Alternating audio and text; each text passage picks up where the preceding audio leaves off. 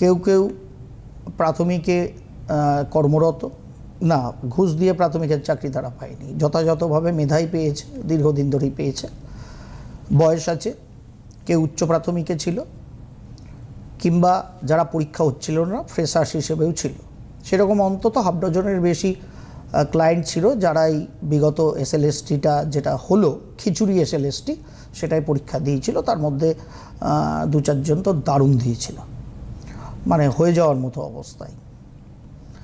কিন্তু তারা পরীক্ষা যখন হবে, ডেট ডিক্লেয়ার হলো, তার আগে একবার এসে দেখিয়ে গিয়েছিল ফাইনাল। তারপরেও 1-2 জন এসছে পরীক্ষা দেওয়ার পর যে স্যার ভালো হয়েছে, হবে তো একটু বলুন দেখে।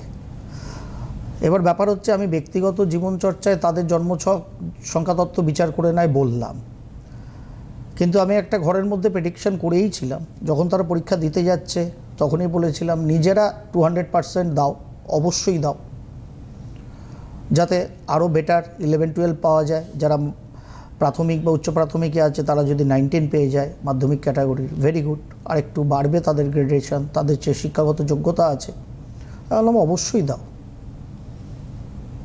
কিন্তু আমার একটা কিন্তু লাগছে, আমার মনে হচ্ছে না কেউ চাকরি পাবে। হ্যাঁ।